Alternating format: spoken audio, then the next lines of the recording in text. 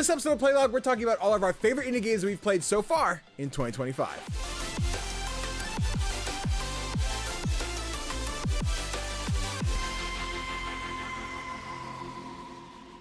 Hey guys, CJB back again with another episode of Playlog, the podcast where we talk all things indie gaming. But of course, can't talk indie games alone because that'd be super boring. So I've got my partner in crime, the Play Nice Kid themselves, Tofr. What's poppin', homie?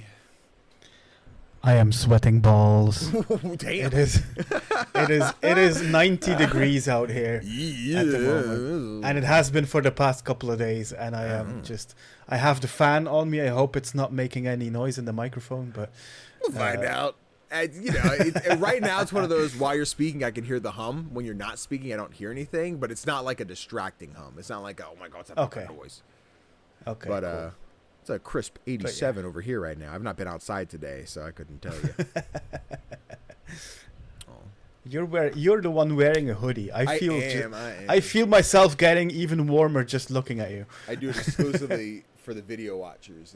It's we pop open the collar and we pull the shirt down. Like, oh my god! Okay. And then audio's like, wait, I can't see his chest. Like, well, better watch the video version after you finish. Yeah, gotta go over to youtube.com/CGDannyB. Exactly, and then they'll be like, "This is nothing. It's just a fucking button-up hoodie. That's all it was." Yeah, I mean, all thirsty and shit. Yeah. Oh, it reminds me, I gotta take my Thirsty Thursday picture for this week. You know. Damn. But yeah, it's been hot. It was storming here last night. I hated it because we were streaming, which I'll talk about Peak in a little bit. We were streaming Peak. We literally started a run. And then my power went out, just bloop, bloop, off on. I'm like, it's inconvenient because if it just went off, I could be like, sorry guys, my power went off. Like, it went off and came back on instantly. I'm like, you just inconvenienced me. You just turned all my shit off. It's like the little sibling's like, haha, I just unplugged something and ran away. I'm like, you fucking bitch, I hate you. I hate you did that to me. But yeah, that was a life. The weather's been sucky lately. Yeah, I'm quite happy that it's warm. I'm glad that summer's here, but just a little less would be perfect. Just a little sun, but not a lot of hot, you know? Somewhere in the middle. Yeah. Freaking fooligans.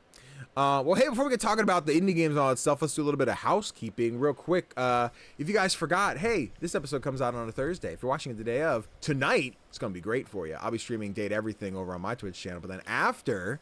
I'll be on Tales of the Valiant, a fun TTRPG game that is I can't speak. That is run by Crit Hit Chronicles over on their Twitch channel. It's Tales of the Valiant's like a game that is built on the public domain stuff of 5e. It's really cool. I am playing Viking, my Beastkin Barbarian. He's got some important dramatic stuff coming up. Will it be this session? Will it be next session? I don't know, but it's all planned out because D&D is not improv at all. But also, I think about the game too much to let it all be improv. I'm like, what can I do this time? What can I think of this? Anyway, but yes, it'll be Cujo is running our game, and the players are myself, LB Hackemup, your boy Big, Noir Enigma, and Erin My Laundry, I believe, should hopefully be back this week. I know she's had a few weeks off. Very excited to be playing with this crew every week for a prolonged period of time. So I'm excited to be back. Yes, that was not an organized paragraph. I said that off the cuff, so you could tell when I'm about to go into this next one. And then, as our last quick reminder, as part of our podcast, we'll be doing our bi-monthly book club. We go back and replay our indie classics or finally get around to some modern indies that we just haven't played yet. And for the months of June and July, we'll be playing American Arcadia. The cinematic puzzle game combines a 2.5D platformer and a first-person game to tell the tale of a thrilling escape. As Trevor, you have to escape the world's most popular reality TV show. Where you drop in popularity will cost you one thing: your life. The thing is, people don't even realize they're part of a show. Set in a gorgeous retro-futuristic 1970s, the game tasks you with trying to make it out alive. Play the game during the month of July. So I cut a word out in the middle there. I was like, oh shit, too fast. On Steam, PlayStation, or Xbox. Then over to our write-in form in the description. Give us your thoughts on American Arcadia for our July 29th episode of Playlog Podcast. You can join us live on twitch.tv/CGDannyB for the discussion, or catch the upload on Thursday the 31st on youtube.com/CGDannyB or audio podcast services around the globe. Timestamp. Did it, baby. Real quick, we do have a quick indie news article here we're going to discuss, and Tofr, you said you wanted to read this one, so you go ahead and take over here. Yeah, absolutely. This one comes to us from Matt Wales over at Eurogamer, and it's about the Alters studio responding to the generative AI criticism, saying that the use was temporary or very limited. 11-Bit Studios has responded to criticism surrounding its use of generative AI in sci-fi game The Alters, insisting the controversial elements discovered by players were either temporary assets never intended to be part of the final release or used in a very limited manner. 11-Bit, which has also developed the acclaimed Frostpunk and This War of Mine, found itself the focus of controversy over the weekend, after evidence of AI-generated assets were discovered in The Alters, despite the studio failing to disclose their use on Steam as mandated by Valve. One image widely circulated on social media showed an in-game background display featuring a text-based captain's log, conspicuously, yeah, incorporating the giveaway generative AI phrase. Sure, here's a revised version focusing purely on scientific and astronomical data. But it was the instances of shoddy AI-generated localization used alongside professionally translated text that drew the most criticism. One Portuguese subtitle translation, for instance, began, "Sure, here is the translated text into Brazilian Portuguese." Fair enough. The discoveries weren't well received, particularly given 11-Bit's failure to disclose its generative AI usage, but the studio has now responded, insisting some of the offending elements were used in error, while others were down to misjudgment. We've seen a wide range of accusations regarding the use of AI-generated content in The Alters, it wrote in a statement on social media, and we feel it's important to clarify our approach and give you more context. AI-generated assets were used strictly as temporary work-in-progress elements during the development process and in a very limited manner, it insisted. Our team has always prioritized meaningful handcrafted storytelling as one of the foundations of our game. The article goes on for a little while longer, but we have the gist of the story here.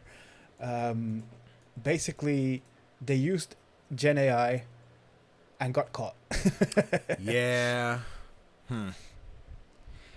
It's interesting seeing like the responses on social media, with some people being like, this is the worst thing they could do, and they should just completely own up to it when because they're mentioning creating handcrafted tales. Then there's other people who are suggesting that like Gen AI has been used for far worse purposes than creating some aspects of this game. What do you think? It's such a weird thing, right? Right now, we all frown upon. I say we all. Many of us frown upon generative AI in use in any kind of media when it comes to film, games, etc., etc. There's always the don't use it, hire someone who can do it. And I stand by that sentiment. I think this should be something that someone should have brought on to either write this or approve, or whatever the case, as opposed to using AI to do it. I saw hums about this whole thing. I got an email that was like a studio apologizes for the generative AI, but I didn't get the full context of what exactly had happened or what the proof was or anything. It's weird. Like the gut feeling is like, damn, that sucks that they used it. I think for me, and this is not a like excuse for them or anything, I tend to have a more visceral reaction for visual uses of generative AI than textual ones. Where I'm just like, okay, I see this needs to be, done in a certain way. Especially, I prefer to see artists have their due, right? And I can see more of that when I see, oh, this is something that was drawn or illustrated or animated by someone, not done with AI. Again, not to take away the value that you still get from something that's text-based, but I think my brain just doesn't quite like snap to it the same way I do for something that's a visual thing. I still think it's brutal, but you write more than I do, so I'm interested in where you're at with it. I just think it's a bit weird. Saying that they only used it like very sparingly, it doesn't seem completely honest to me. But then again, I have no idea of what goes on during the making of a video game. Right. So maybe I'm just not informed enough. But it seems to me like if it ends up in the final game and you only use it like once or twice, that's the odds for that seem pretty high. Yeah. I just don't see that happening. So I think they used it more than they're saying, or maybe more than they're allowed to say. I don't know. But it's a shame because it takes some attention away from a game that apparently is pretty amazing. Yeah, I've enjoyed what I've played of it so far, and now I'm in the spot where like my VOD is like uploaded on the VOD's channel, but not posted yet because I have to make a thumbnail. I'm like, ooh, is this one that I go to post and I get the like, I can't believe you would support this AI generative. I'm like, I played this like 2 weeks ago before it came out. I just had to, I'm sorry, I just did the thing, but not to make it a me problem. But I do really want to see what this potentially leads to, because this won't be the first that gets caught off, or it isn't the first, it won't be the last. And seeing like what Steam, or what people expect Steam to do to combat this. Like, we have AI tools, I guess, I don't know if AI tools to detect AI in like homework assignments, and like, oh, this is written a certain way that only an AI would do, or et cetera, like, if we'll have some kind of blueprint that tracks like, hey, the text that is on this document of this thing within the game is used using ChatGPT or you know, whatever other formats there are. Is that'll be something Steam will push to use moving forward if people aren't tracking their own thing, and what that penalty looks like. I don't know if like Steam just requires them, hey, update your thing so it says you have it, or if there's ever the like, sorry, you can't be on our storefront because you didn't disclose. Like, I don't know how severe that is for Steam. Yeah, I get that. It's just a shame. Like, yeah. The Alters is getting so many raving reviews. Yeah. And now no one's talking about those anymore. Yeah. The game is cool. The game is fun. I've definitely been... I didn't get to talk about it yet on the podcast. It's a cool game. I like the aesthetic. I like the gameplay loop. I like what's there. I haven't had much chance to dive in after my first 3 hours. Definitely got lost a lot with how some of the things are constructed. We're like, go find this thing. I'm like, okay, well, there it is. Like, oh, we need a tool to get that. I'm like, how do I get the tool? You need that material. I'm like, I'm really lost. I feel like I should have an answer that I don't have right now. But like, once I'm going to chalk that up to the part streaming, part just playing thing. I think if I was lost in the world on my own without the camera and the chat and everything, I might have been more quick to pick some of it up. But all that aside, the generative AI, hey, how we just use people? People are cool, right? Well, sometimes, but use people, pay them properly. Yeah, it's not that hard. Exactly. And that team is the answer of the day. Timestamp. But yes, with that out of the way, we can hop into the topic of the show. We're Tofr. It is the first day of July as we're recording this, which means we're 6 months down, 6 to go, and it's time to finally start thinking about Game of the Year. And by finally, I mean we were doing that at the beginning, but we wanted to try and take this one here in the middle of the year to talk about the best of the year so far. Talk about some of these games that could be potential Game of the Year nominees, or we're going to see it nominated for things at the Indie Game Awards, the Game Awards, whatever shows, the joysticks, all of them across the globe, and kind of just see like what are the top games we've played so far in 2025, and seeing how many of these make our top 10s by the end of the year, or end up being a Game of the Year. So should be a good conversation. Should be a fun time. I think so. Yeah. Do you want to go first? You want me to go first? You got a preference? You can go first. Okay, cool. Because I didn't stop to think about pulling up any footage or trailers for these, so I got to do that now. So let me do this. Boop, boop, boop, boop. And I can type You got this. Goodly. You got this. We're in, team. Look at him go. Look at him go. The first game that I wanted to talk about, I did my review on earlier this year. It was the first game I reviewed for the year, and it's Eternal Strands. I'm a sucker for this game. I enjoy Monster Hunter. I enjoy Shadow of the Colossus. And this is just this like perfect indie mesh of the two. I've played through the game twice now, one on Steam, one on PlayStation. I'm hoping to go back and get the Platinum. It's just I've been so far out now that I have to actually get back in the swing of playing the game.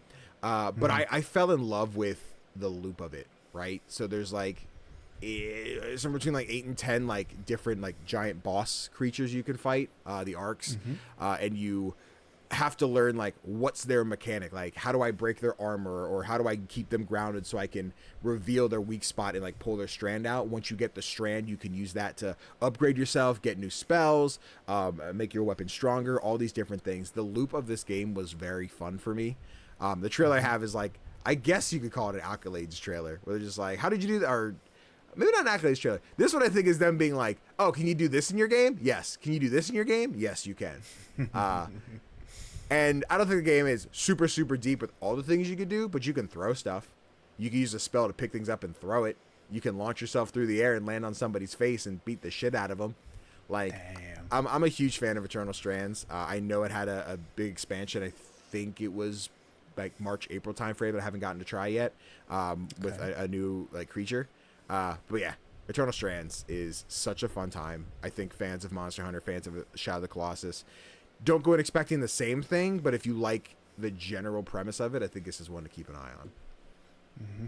Especially if it looks like it looks like it really nails that power fantasy just perfectly, with all of the things that you can do and like the monsters you are able to take on. Yeah. And like they look like they would crush you in like a second. Yeah, but you managed to fight them off. So, and all of that without being a Souls-like, which sounds like a lot more fun to me. yeah. It's a speedy game. It's like you're pretty agile when it comes to maneuvering this world when you play as Bryn. Seeing each of these new monsters show up is really dope because it is I enjoy the process of learning how to beat something like this. Which is weird, right? Because we talk about Dark Souls, and like, I don't necessarily hate Souls-likes. I've come to conclude it's just FromSoft. I don't like FromSoft games. But like, I've had a somewhat history with this game where I remember seeing it at like the IGN Spotlight, whatever they call their thing, when they like spend a whole month talking about a game. I was in one of the closed alphas to play the game early and give the team my feedback on like how I felt about this, whatever. I'd mention things like, oh, so you expect this, like you expect to be able to level this up. I'm like, I would, or can you not? They're like, we don't know. We'll find out now. And I can't quite remember if that was something that had changed or not, but like I got to play an early build of this, got my review key in December of last year. So like a whole month before the game came out, I guess a month and a half before the game came out. To sit and play and just invest my time in it, and that's always my favorite, where I get like a really good chunk of time to play something for review, and that's awesome. So yeah, it was the first big game that I got to play this year that really just sat with me, so I'm here for it. Nice. Yeah, I love the monster designs as well. Oh, they're so good. I'm hoping if whatever comes out of this, whether it's DLC or a sequel or anything, I'd love to see more of the organic ones. If I recall, I think most of them are like the arcs, the big robotic, like ancient Titan looking ones. And I think there are 5 of like the organic monster dragon type ones. Excuse me, it's been a long weekend.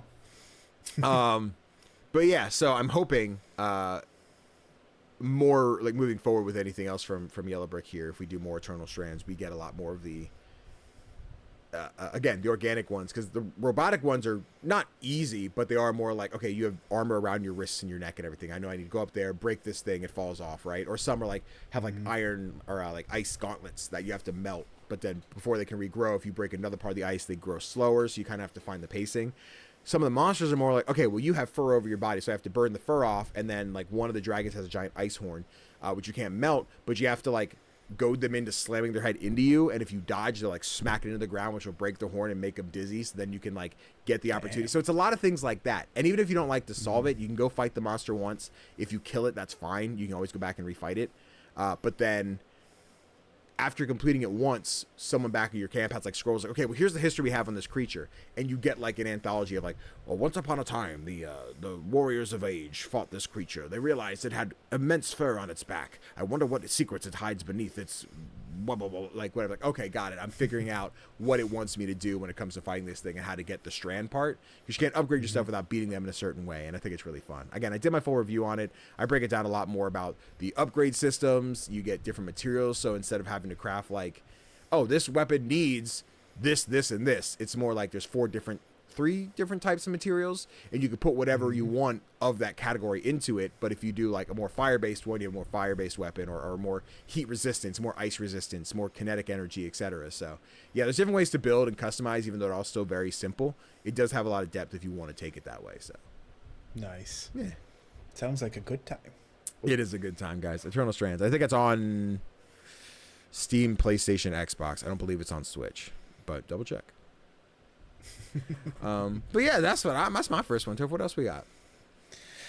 My first game is one that when it dropped back in January, I was like, this is going to be my game of the year.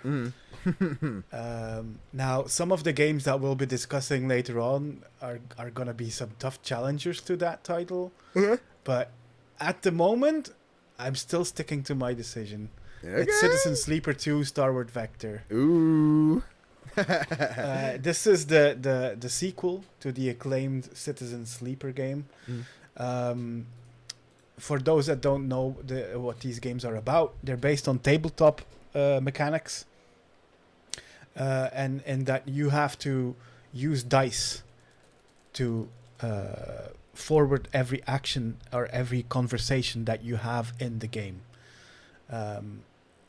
It's the first game was set on Erlen's Eye, which was one giant space station where you, a sleeper, which is a kind of android that carries the consciousness of someone alive, has escaped to.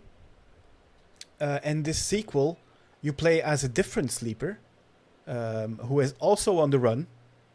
But this time around, you're not confined to like one spaceship.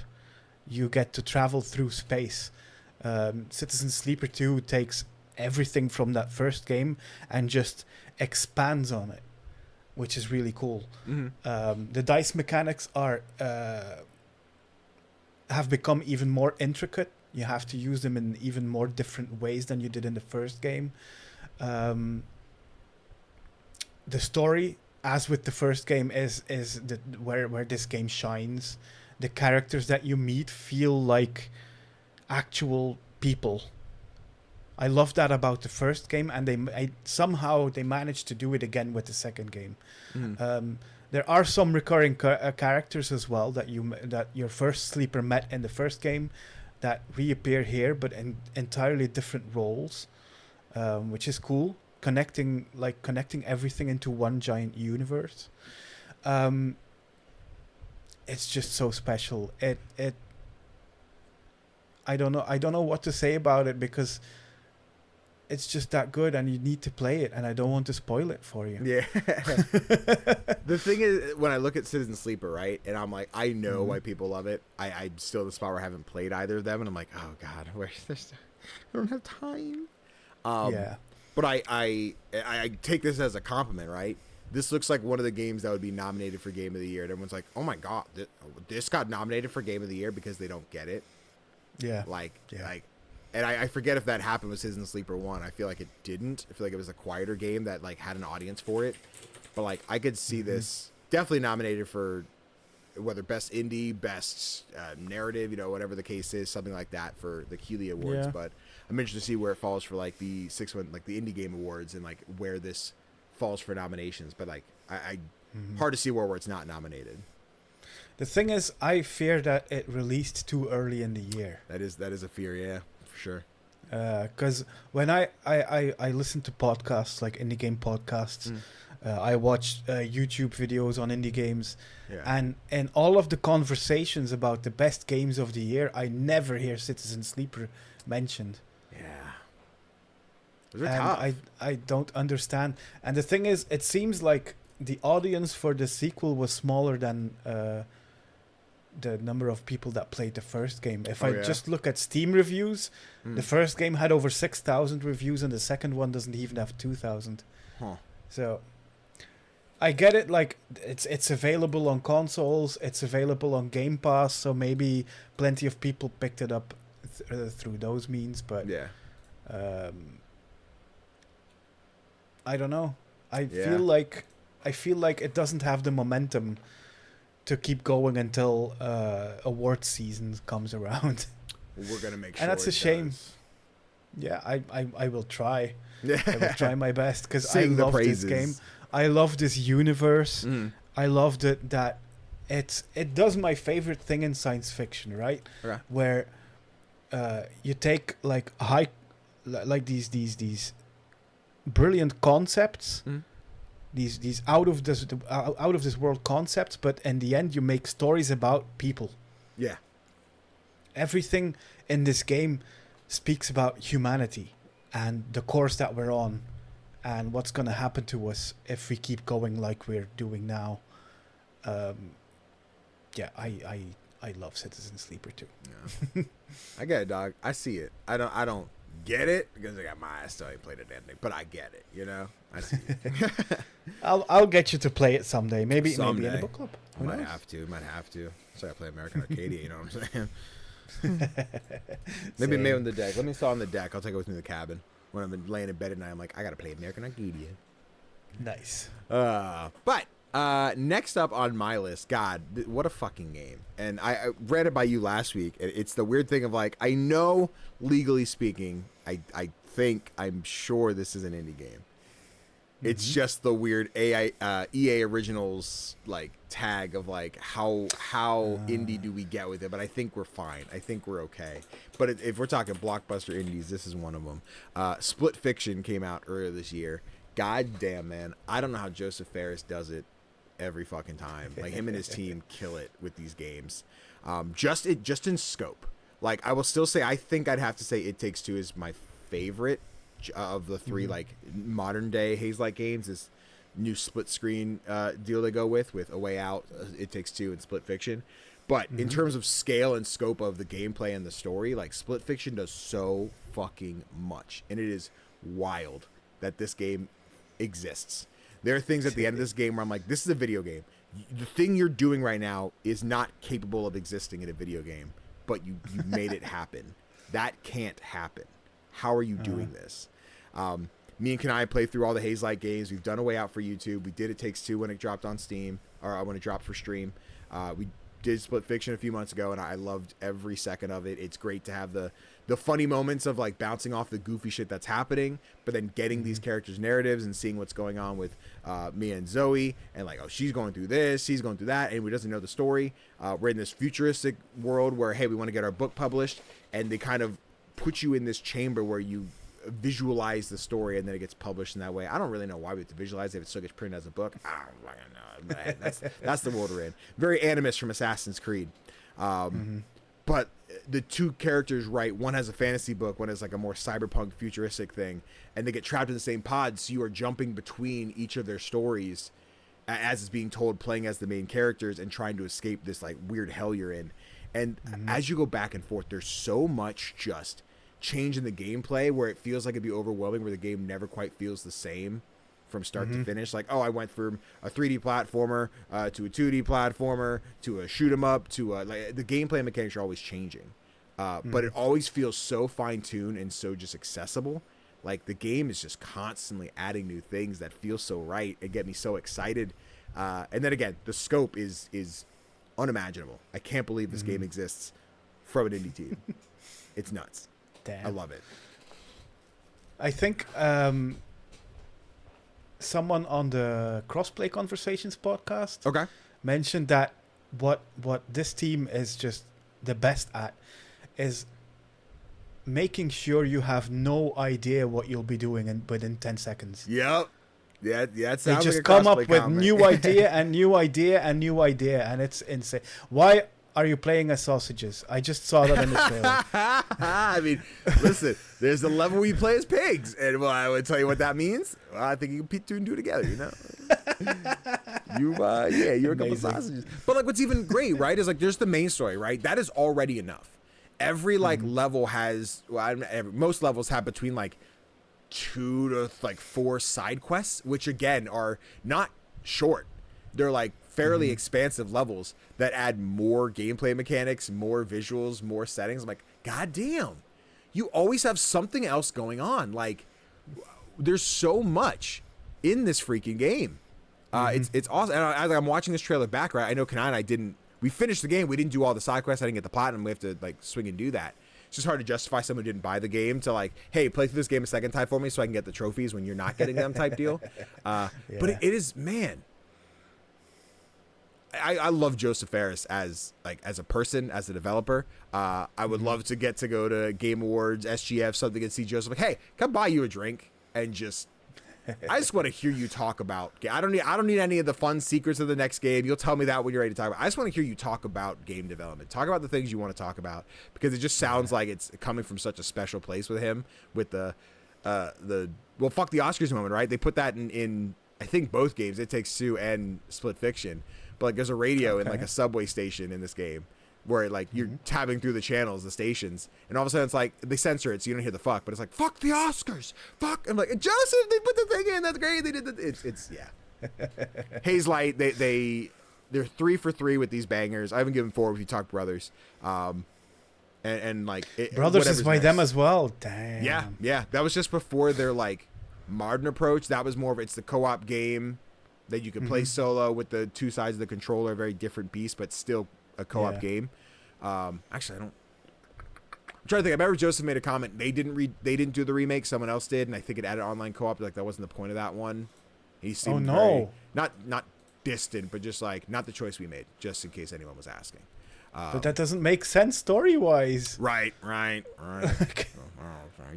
not going to spoil it here, but it just does not make any sense. But game development, man. Yeah, it's a thing. But like at this point, anytime we're at the Game Awards, I see Joseph Ferris come out, and I'm waiting for Jeff to be like, "Hey, he's back. He's here to tell you what his next game is," and I'm going to be excited for it.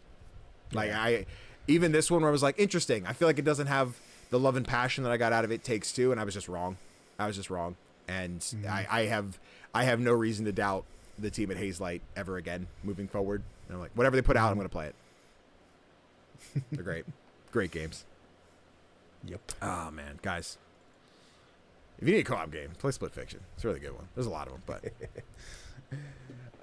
but yeah, that was mine. So Tofr, I'm excited to hear about your next one. My next one is a game that I was gifted a copy for by a friend of the show, Daphne.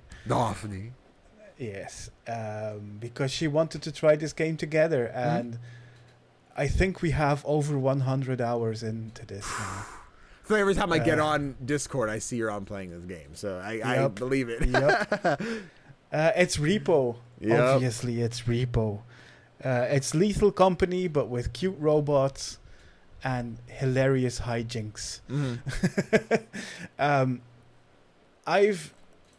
The reason why this is on the list, because it's a really good game. It's a lot of fun. But the reason why it's on this list for me is because I have historically never had friends to play games with. Okay. And this is the first time that I'm getting into a game with friends. And just we keep on coming back to it because we have so much fun. And it's something special for me because this is something I've wanted for as long as I can remember, to like have friends to hang out with, play games with.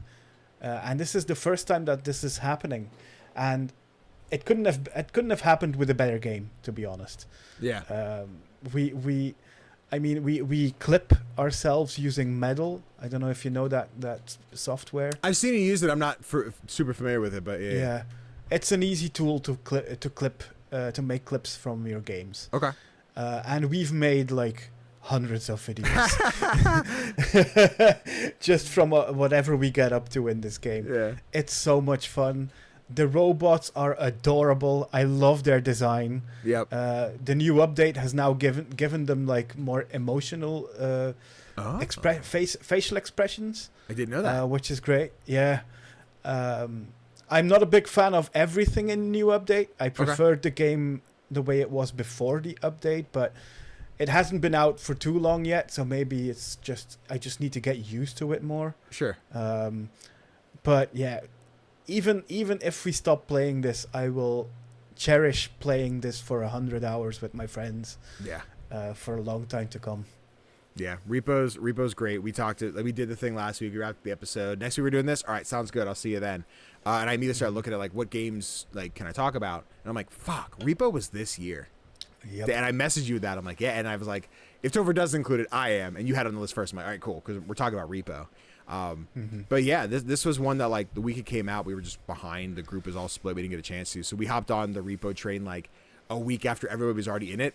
LB was already playing it with her friends, so she was kind of the one that guided us, like, here, you want to do this, do that. Our first stream was her being like, no, pick this up, move this, whatever.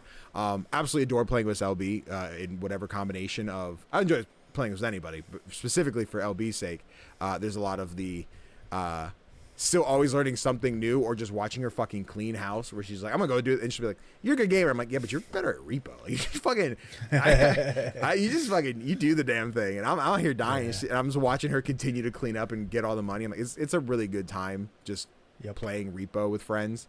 I think we've only had the chance to play it together once for stream, but like, schedules permitting. Memorable. Yeah, I'd love to play more Repo. Just, I'd love to. Sleep's crazy. I hate sleep. Who needs it anyway? I do, really bad. But yeah, no, Repo. I as we talk about all these, I'm envisioning the Game Awards. Where is it nominated? And for multiplayer game, I don't see best ongoing, because personally, I think best ongoing is it continue the year after it came out.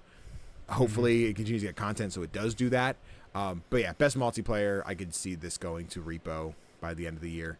I hope this so. is just a standout experience that, like, I prefer over Lethal Company. I like Lethal Company a lot, and I think Lethal Company did a walks a lot of other games can run kind of thing, and Repo's definitely sprinting to the end. Yep.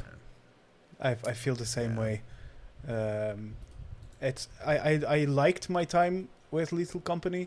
It had some funny moments too, but it's the robots, man. They're just so damn adorable. Yeah. And then the look on their faces when you're like hiding and they're just staring at you. Yeah. There's an iconicism to it, right? Where like there's an iconicism to Lethal Company, right? They're in Fortnite. You recognize the orange jumpsuit, the helmet, everything. Like there's an image you see with that. But there's something about seeing the 3D printed models you can get off of TikTok Shop of the Repo robots, right? And them being just like an icon that is just the Muppet mouth movements. There's something just, oh, that's familiar. I know what that is. They have that I was going to say recognizability. I don't think that's the word. I don't know if that's a word. The ability to be recognized. Yeah. I just didn't want to say iconicism a third time. I didn't know, but yeah, no, 100%. Repo, stand out for this year. And now I'm like, fuck, I want to play Repo. I get it. Yeah, I get good it. Good times. But I'm guessing your next game is, when you talk about games of the year. Tofr. Let me tell you. I love indie games. I love when I get to play a game and talk to you about it, or talk to anyone about it. Like, what is that game? I'm like, oh, it's this really cool game, this, that, and the other. What I love about this game is how little I have to tell the people about it. And when a game reaches that, I'm like, fuck, they're fucking killing it. A huge game that came out a couple months ago is Clair Obscur Expedition 33. This game dropped on Game Pass. I got a key from Kepler, so thank you so much for that. I still have yet to beat the game, just because I was playing it as PAX hit, and then it was content farm, then it was SGF, and I'm sitting here like on the final act. I know I want to beat it, it's just I need to get to it. But Expedition 33 is just this masterpiece. Just, oh my god, top to bottom. It looks so good, plays so good. It's challenging in a way that's like not punishing, but like, fuck, I know I can do this. It's just a matter of getting the timing down, or changing my build a little bit. The cutscenes are immaculate. It's got this insane cast of like Charlie Cox, Ben Starr. I always forget her name, but the lady who plays Shadowheart from Baldur's Gate. Jennifer English? Thank you. It's God, what a fantastic game. And I say that like as someone, I don't like turn-based RPGs. Like, certain ones will get me. I even had this conversation on a podcast I recorded last night. That's not out yet, but I'll tell you when it is. But I talked about like Pokemon and Persona are like the ones I'll go to, right? But then you have the breakouts, the Sea of Stars, the SteamWorld Quest. I think I was the turn-based one. I think, but you get these periodic ones where I'm like, yeah, I'm gonna put my time in because I do enjoy these. I enjoy the environment. I enjoy more turn-based than I would have like 5-6 years ago. And this is one that is so much like Persona in the way the combat works, because it's turn-based, but there's also like real-time strategy to it of like you have to parry or dodge attacks, which it's not just you're gonna get hit and take the damage. You can, but you're gonna get fucked up. So it is dodge, parry, and if you can parry enough, you'll get like an all-out attack and go back and hit them really hard. Like, and again, a similar way Persona, just performed differently. I love the characters in this game. Monoko is amazing. He has the best theme song I think I've ever heard in a video game ever. Bow wow wow. Oh god, I love that song, dude. It's an earworm, man. Every day I'll be sitting here. It's like bow wow wow. I love and Monoko's awesome. It was another character. I was like avoiding spoilers. Someone asked me, "Have you seen this guy yet?" I have not. And they're like, "You're gonna love him." And like an hour later, I found this character. I'm like, I'm talking to this guy in the game. Again, for no one who may haven't seen it yet, I won't like spoil whatever, but I run in this character. I'm like, this guy's kind of cool. He's like, I'm Monoko. I'm like, guys, I found him. I got the guy. And he's awesome as a character. His design's incredible. He's super funny, but he's also like, he's the comedic straight man in a way. And that's really funny for me. I adore that a lot. I didn't even talk about the plot. Long story short, we're in a world where every year this giant clock in the middle of the world ticks down. And if you're the age that's on the clock, you die. You get Thanos, you blip away, right? So, like, we're on Expedition 33. So it's not the 33rd group because you start, like, there would be Expedition 199 as it ticks down each time. So you have a group of people who are trying to go out and figure out how to stop the Paintress and what is going on with this whole world and blah, blah, blah. It's visually super. I mean, you're watching the video version. You can see these fucking environments are nuts. But yeah, again, I need to go back and finish it. I'm so close. It's just a matter of like squeezing in the time and putting other things down to do it. But yeah, it's a magical game, man. It's so great. I really need to try it. I've had it downloaded on Game Pass for a while. Yeah.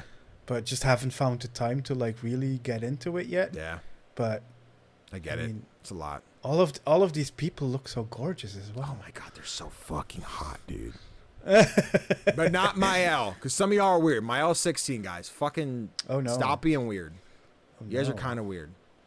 But let me tell you, Lune, God, dude. Woo! God, Lune.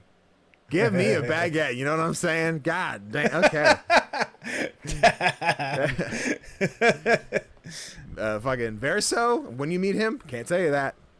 But did you see that, by the way, a couple of weeks ago? The cast of the game was like invited to some kind of showcase. Okay. And they all showed up in the exact same outfit with like the striped shirt. Yeah. Yeah, and the beret and the baguettes. And yeah. That was fun. I love it. I love how much fun this cast has. There's another interview with Charlie Cox who plays Gustav, who's like the main character. And he was just like, hey, I just need to tell everybody real quick. And you're going to think I'm like I don't play games. Sorry, let me finish that sentence because it sounded bad. You're going to think I'm a fake gamer. I took it back because he didn't say that. I just didn't want to end the sentence with, you're going to think I'm a fat and then leave on because that sounded really bad. I will make sure that was clarified.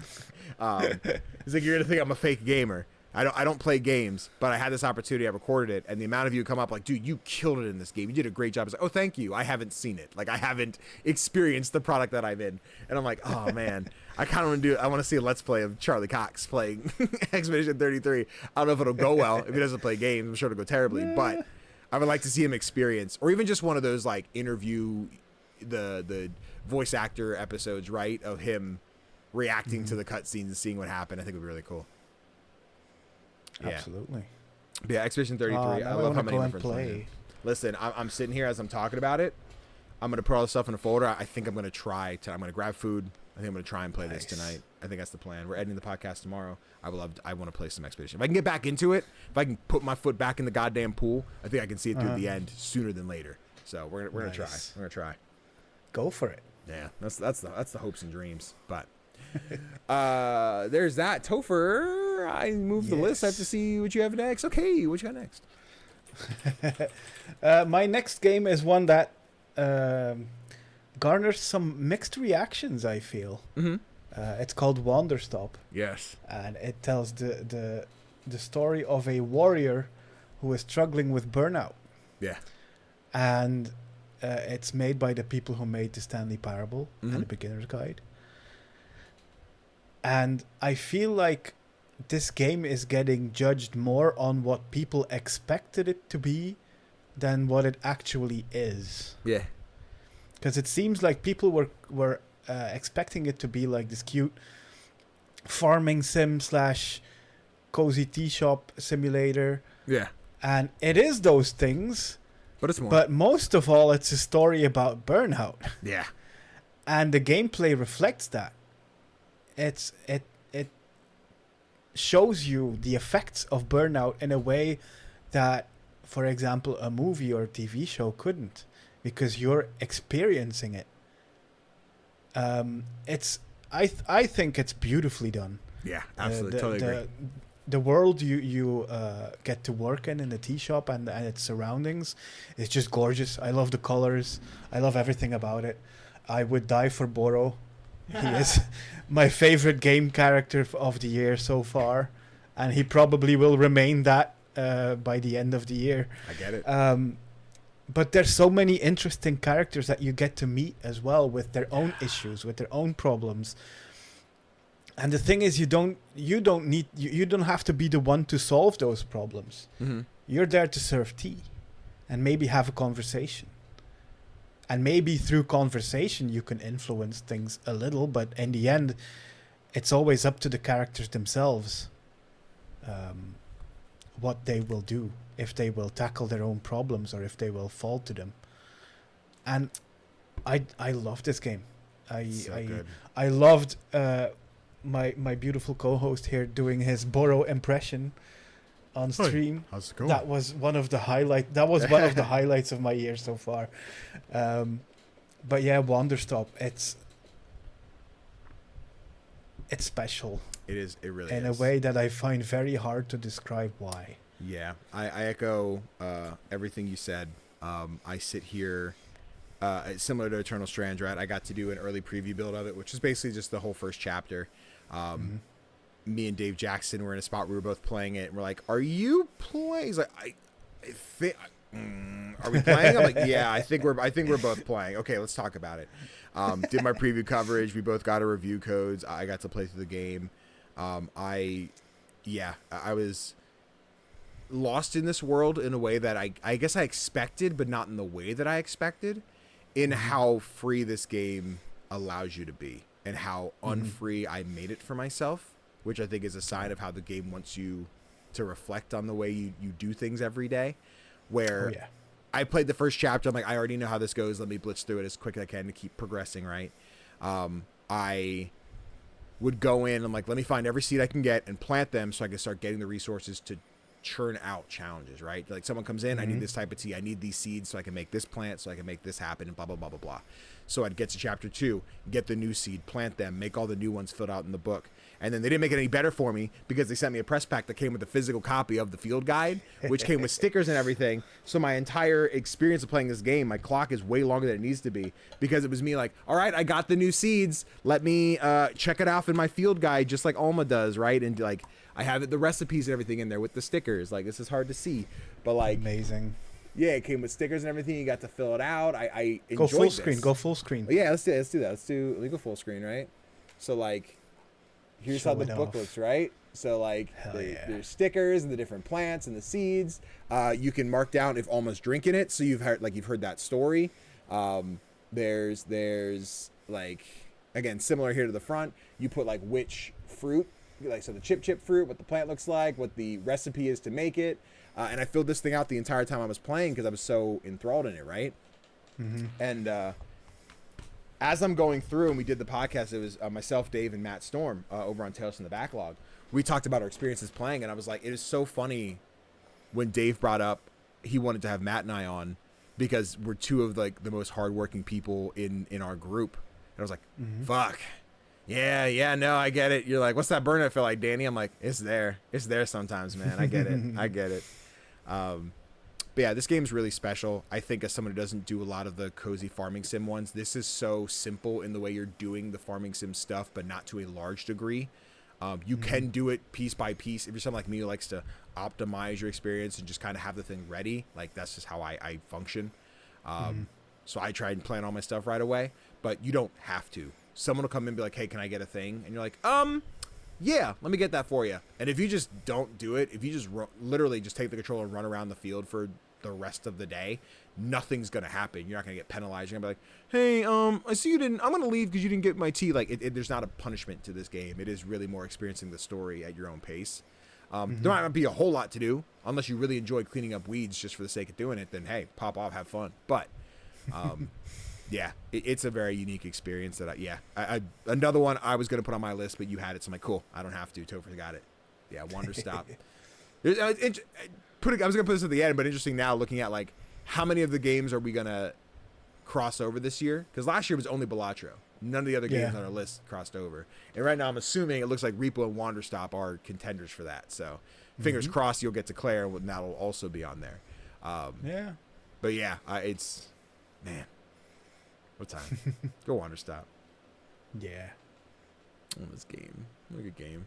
Shout out to Ivy Road. Shout out to Jenny Wyndham, friend of the show, for getting me my keys. Nice. Let me see. Sorry, any other thoughts on Wander Stop? I know I took the reins. No, I just love that game, and I love how it doesn't give in to like expectations. Yeah. But just like tells the story that it wants to tell in the way that it wants to tell it. Mm-hmm. And I think it's really fitting if you know what Burnout is like. Yeah. But that's it. I'm very curious though to hear what you have to say about your next game. Let me tell you, a game that came out, and I think those of us here in the industry, in the indie space, were excited for this game. But just like I said for Clair, is another one. I'm excited that more people were excited, like once they got their hands on it. And that game is Blueprints. Nice. And this one was on Game Pass and I think PS Plus at launch, so it had the availability to be in more people's hands. But for anyone unfamiliar, Blueprints is this first-person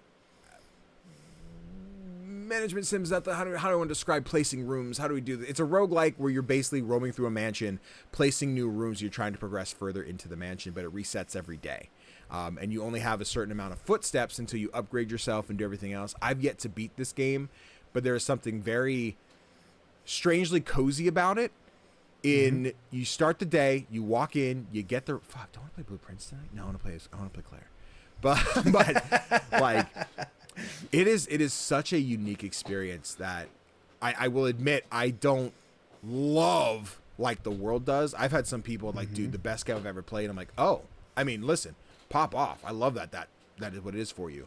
It doesn't do that for me quite the same, but I don't want that to take away from the fact that I do really enjoy Blueprints. I think this game's awesome. It's such a fresh take on roguelikes, which is something I enjoy all the time. We're like, here's a roguelike. If you check the box of what a roguelike does, this does all those things in a way that no one else has. And that's really cool for me.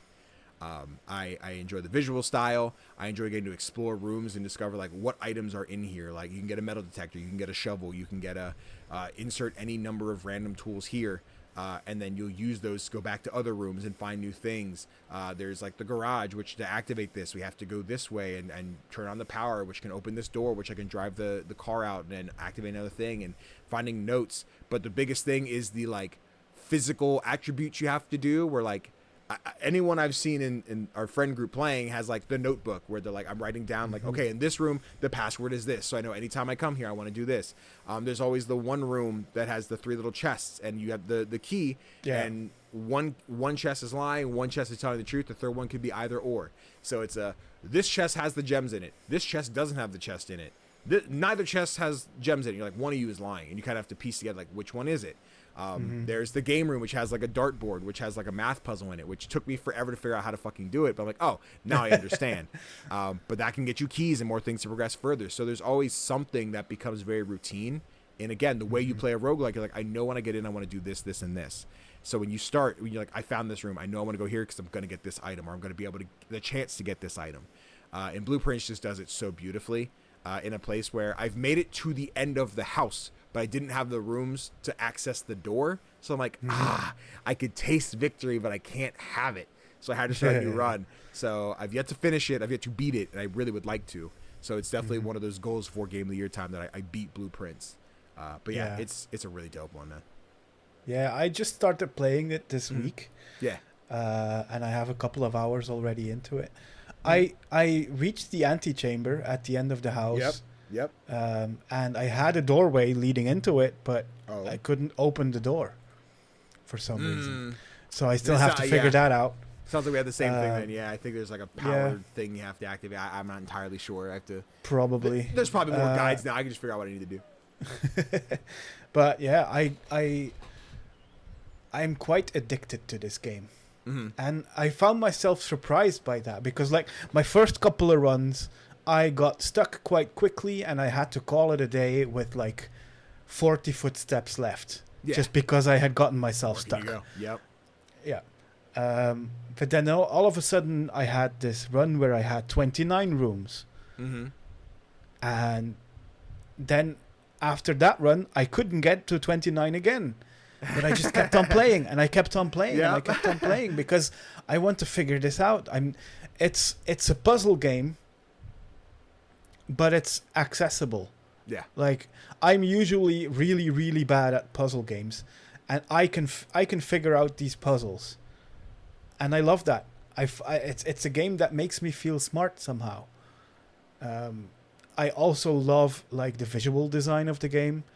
When there are items within the rooms, you will always know that these are items that you can pick up and use, because you like in the blink of an eye you'll notice. Yeah. Within the design, without it being like flashy or anything. Okay. It's just like a striking use of color that you don't expect to be there. Yeah. And it works. And yeah, I'm probably playing this after we're done recording. There we go. Finish our games, baby. Yeah. Yeah. Blueprints is great. Another one that like, I feel like I could see people looking at it and be like, I don't want to give it a shot. And if you have Game Pass, if you have PS Plus Premium, whatever, you can play it. It's one that if you're not going to pay for it, download and give it a shot. And you're like, fuck, I get it. I think it's going to hit like Balatro today, right? Where we talked about people look at it's a card game. You're like, I don't want to play a card game. Like, but you don't, I don't think you get it till you put your hands on it. Like my buddy Spencer, who just recently started playing Balatro, he messaged me. He's like, Danny, I'm addicted. I'm like, buddy, I'm so glad you tried it because it was on PlayStation Plus. And then they came over here the other day, which we went live at like 2 a.m. because he came back to my place. He was just like, hey, Danny, let me see your setup. Let me stream Balatro. I'm like, okay. So I opened OBS. I typed in live with Spencer. And he's like, what are we doing? I'm like, play Balatro. And he's like, hi, chat. Hey, guys, I'm Danny. Like, it was just a fun thing. But like watching him play Balatro on stream. And he got to the end. He was like two... he was an ante away. He was in that last one, but he couldn't beat the boss fight. I'm like, fuck, I'm so sorry, bud. Oh, no. At the time, I don't know if he's beaten it yet. He hadn't beaten a run yet. I don't know if he still hasn't, but he was so close. Yeah. I'm like, I was wishing he could do it on stream, but it was a fun time to have Spencer over to play Balatro. And again, like, I want to see more people like try Blueprints and be like, cool, I get it. I see it. Yeah, absolutely. Yeah. But, you know, games and stuff. What else you got going on? I have a game. That I was very surprised it was not made by Americans. It's made by a It's made by a Scandinavian team called YCJY Games. The game is called Keep Driving, and this is a management RPG where the managing you do is your car. Okay. You got a car from your parents, and you have like a couple of weeks until there's a big festival on the other side of the country. Yeah. And you get to spend all of those weeks on the road. And the reason why I say that I'm surprised that it wasn't made by Americans is I feel like road trips are very much like this big American thing. Okay. Interesting. Going on a road trip, having like the sweet rock music on the radio. Yeah. It feels like a very American thing to me. Maybe that's just me being influenced by media. I don't know. Yeah. But yeah, it's set to a soundtrack of like all local bands from where the team were at. And you just live life on the road. You pick up strangers. You get to know them. You can use some of their stats during combat. Combat is a weird way of putting it, but like you'll run into things on the road. For example, when the weather's too bad, or when there's traffic, or stuff like that. And then you get into this kind of combat situation where you need to use your stats to get rid of the opponent's stats so you can keep driving. Yeah. It's so much fun. I know I'm not doing a really good job of like explaining how it works, because I find it hard to explain. It's something that you have to witness, Sure. Or to experience for yourself. You pick it up quickly, but it's hard to explain. But it's so good. It has stuck with me ever since I played it, and now with summer here, I want to play it again, because this feels like a very summer kind of thing to do. Yeah. Driving around the country on your way to a festival, a music festival. Sounds like a very, very summery vibe. And yeah, it's so good. I'm hoping that this... I believe that on OpenCritic, it's one of the highest rated indie games of the year so far. Ooh, okay. Get it. And I'm hoping that translates into like some recognition during award season. Yeah. Because it deserves it. Fuck yeah. I love that. Like, I got to play a little bit of it. I enjoyed what I got to play. It was just another one of those, what else came out at the same time that I had to put more time into, et cetera. But, yeah, no, the vibe of it in terms of, like, the music, the visual style, the actual loop of, like, driving, stopping, the little combat moments, like, it's all really fun. I think it's one that I just have to, like, make sure it's kind of like my center attention game. Otherwise, I won't be able to fully invest in, like, learning the systems the way that I think I would need to. But I had a really good time when I got to play of it, and you had sold me on it with I think the Next Fest demo. I'm like, this looks really cool. Glad I got a key, so I own it. I have it. Just a matter of playing more of it. We need more hours in a day or more days in a week. We do. We should, as a globe, figure this out. Can we like slow down the sun a little bit, maybe, and just like make the day a little bit longer? We can try. I don't think we can. I think that breaks nature. I think something bad would happen. Listen, if Superman can reverse time by making the Earth spin the other way around, then Superman is a cartoon, sir. Can't believe you've done this. I've ruined Superman for you. Here I was believing a man could fly. Well, wait till James Gunn shows when the movie comes out. Apparently it's... Listen, I am excited for that one. Is that this month? Is that this July, right? Yeah, next week. Damn. Fuck. Yeah. Maybe I'll try and do a double feature at some point. If I can hold off and do Superman and not Guardians, Fantastic Four in like one day, that'd be kind of cool. Ooh, that's a good idea. We'll see. I'm sure Superman will be in theaters for more than 3 weeks. Yeah, should be. Might be able to swing it. Well, we'll see what happens. Yeah. In a month. But yeah, no, dude, I totally agree. Keep Driving is a really cool one. I kind of forgot it came out this year. It felt, I guess, older in my head than it is, but I was like, eh. It's been a long ass year, Danny. It has. It's been a long ass year. We need to wrap it up. Let's speed run a little bit. I'm tired. But I don't afraid of a timestamp, but now I did. My last game? Yeah, the last game I wanted to include in my my favorites so far is one that I'm still playing. I'm still early enough on, and like, I hate to lock in, be like, this will be my top 10 because I don't know that it will. But like, as of right now, I'm thoroughly enjoying it. It's really, really fun. So the game is called Pipistrello and the Cursed Yoyo. It is this very Game Boy Advance styled adventure game, right? Very Zelda-like. So if you played some of the Game Boy Advance Zeldas, it has a similar vibe to it. But you play as this little guy, Pippet, who wants to be a yo-yo champion. But your aunt owns like the biggest electric company in the city. You've harnessed the power that other people haven't, so you have the resources to make it, but other companies and even like regular people can't afford to pay their electric bills. It's a lot. And then a bunch of other power companies like, hey, we're taking out your aunt's, and they all get these mega batteries, which take the power from your company, well, your aunt's company. And she's basically like, hey, I know you like to do your yo-yo shit, so tell you what, how about you save me? Because she gets sucked into your yo-yo. And it's like, I guess that's the power now. So you throw the yo-yo around, it's your aunt. She's like, you won't be able to do all the fun money things you need unless you save my company. You're like, oh, okay, let's do it.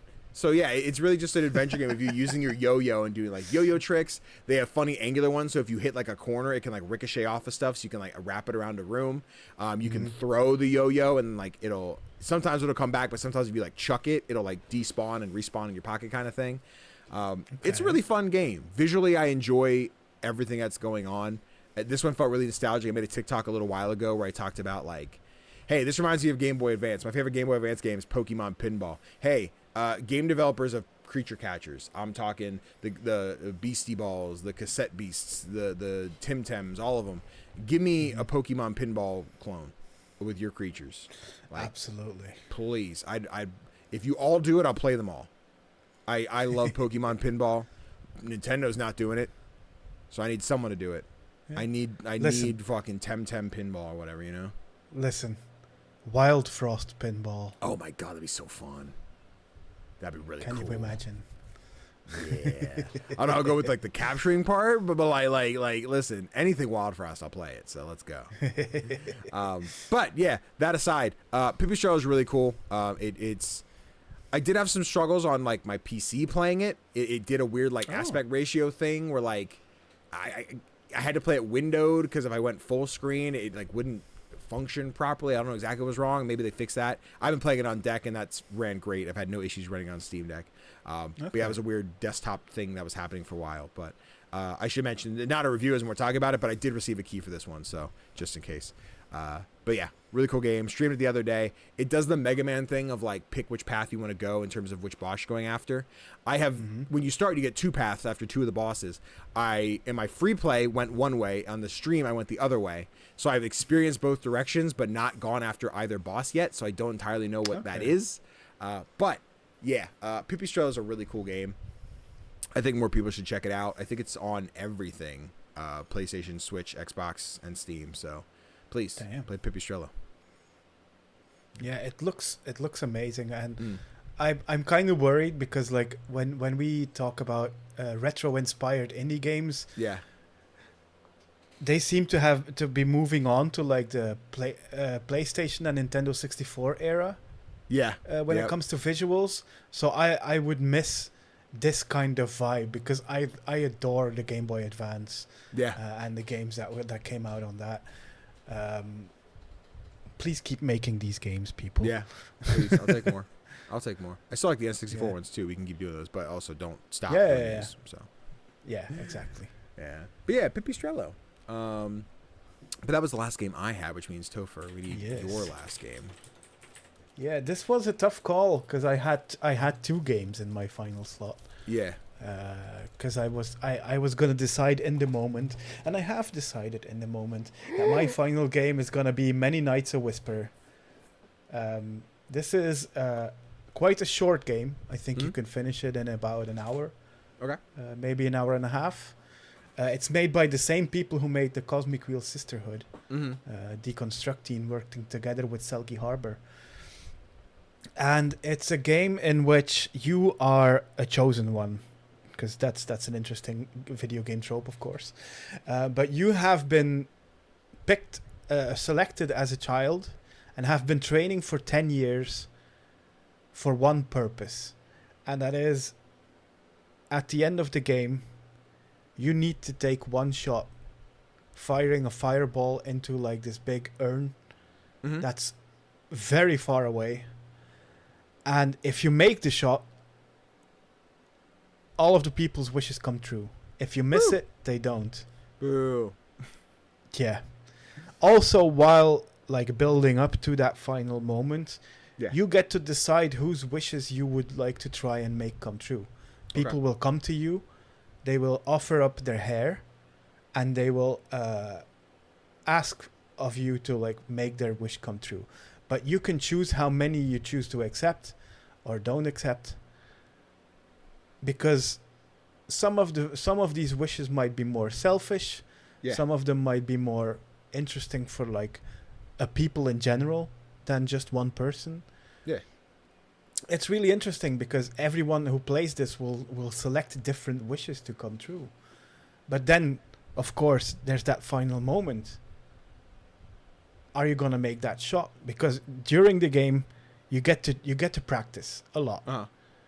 But on the night that you need to make that shot, you get 1 try. And the game deletes your save file right before you do that. So if you miss, you have to replay the entire game to try and get the good ending. It's really interesting.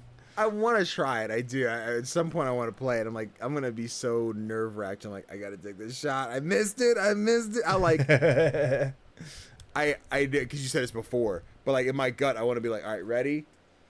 Pull. I'm like, Alt F4. Nope, that was off. That was a bad angle. It's not. And then I'm like, oh no, didn't get it. It's too late. Yeah. I'm like, that's crazy. No, you've talked about this one before, and I like the idea of it. It seems really chill.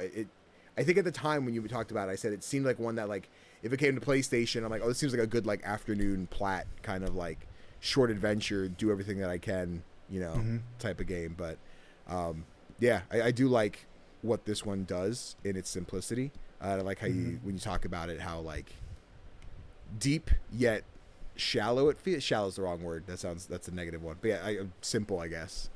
Yeah. It feels. I like that. Yeah, it's really cool because it raises so many questions. Like hearing the wishes that people bring to you, your conversations with your mentor, who is trying to help you prepare for this final moment, but also living for 10 years with just one goal ahead of you. Yeah, and then achieving or not achieving that goal, and what that does to you. It does. It packs a punch for a game that's only an hour long. Yeah, like, because then what's your point after you're like, oh, I've done it. I trained 10 years and I failed. You're like, well, you just suck at life then. Like, you just exist. I'm like, well, what do I do now? I'm like, I don't know. Stop sucking. Yeah, but the thing is, if you succeed, what then? Because you've lived for 10 years just for that one moment. Everything you were was defined by that one moment. Who are you now? I'm a successful shooter. I don't know what that role is called. But what do you do? I thrive on my success. Okay. That sounds really boring. Oh man, no, it looks dope. I do like what this one looks like. I do want to try it at some point here. You should. It's only, let me check, $95. $3. That's pretty cheap. Yeah, and it's even 20% off right now. So. Oh, chat, you heard him. That. But yeah, quick run through again. Timestamp. Quick run through again our favorite games so far this year. If you want to write these down and double check us by then to see what changes. It includes Eternal Strands, Split Fiction, Clair, Obscur, Expedition 33, Blueprints, and Pipistrello for me. And then Tofr, you can run through yours. I was going to read yours, but you big. Okay. Citizen Sleeper 2, Starward Vector, R.E.P.O, Wonderstop, Keep Driving, and Many Nights a Whisper. And see how many of these games we truly care about by the end of the year. I promise you, none of them. We're going to have a whole new list. It's going to be 10 versions of MonsterCon. It's just each one is a different conversation about which playable character I have, because there's like 19 of them now with all the DLC. You can play all these different guys. You can play as Moss Man. Damn. Yeah, let us know what your favorite games are so far this year, what your game of the year is looking like, and which games you're still looking forward to as you prepare to, I say wind down, but rush through the rest of this year with all these other games. There's no winding down. There is no winding down. Yeah, never. But we can hop into what we've been playing. Tofr, you've got 2. I'm just going to do the 1 then. So, yeah, you want to start? Okay. I think, sure. Do you want to hear me talk about that game again? I do, actually. Okay. All right. If you insist. Yeah. If you insist. Yeah. You can still go first. Okay, I can go first. I received the key to review A Dream About Parking Lots, which is a game that released back in March. Oh, okay. Basically, you are inside your dream, where you are in a parking lot searching for your car. Okay. All of this happens while you are talking to your therapist. Okay. And your therapist asks you about your dreams, like why do you dream these dreams, and tries to get to the bottom of everything. And you have these conversations all the while walking very slowly through these parking lots, trying to find your car. There's nothing more I can say about the game, because that's all it is. It's like it said in the video. It's about a half an hour to finish it, but it's a game that tackles so many mental health issues in such a short time span. It's clearly written by someone who has anxiety themselves, or has experienced anxiety themselves. It feels like these conversations with this therapist are based on actual conversations. I'm not sure. You can never be sure, of course. Yeah.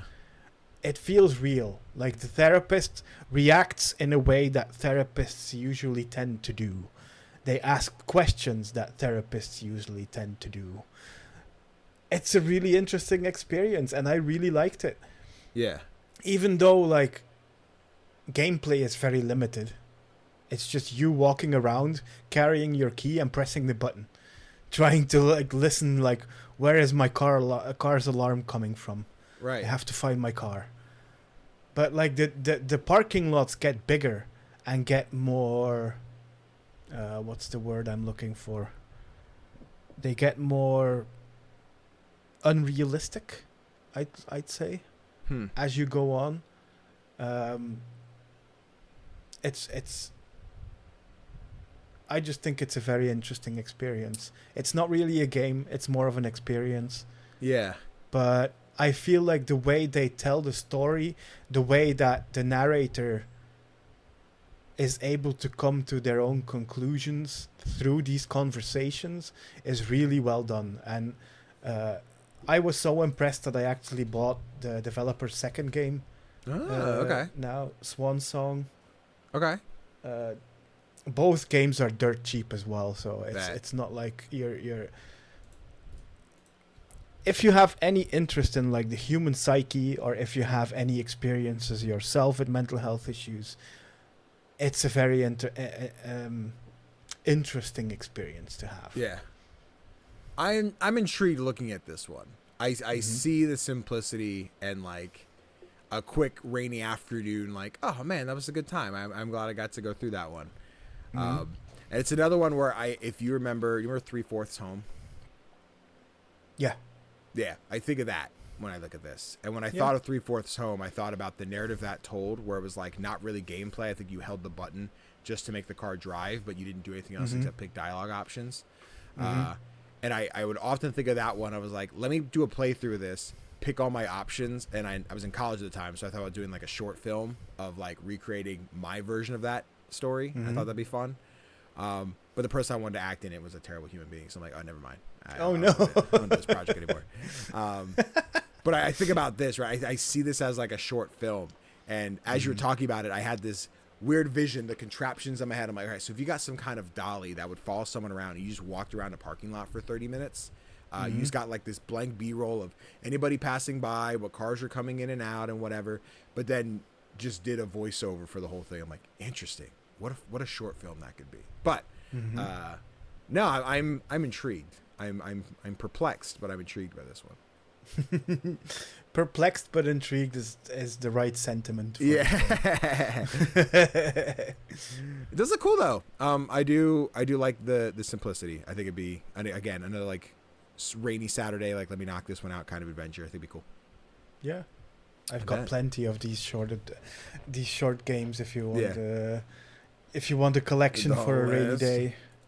Oh, maybe. We'll say for a rainy day because it's like I get it. This is a physical, but like a metaphoric. It's a thing. Yeah.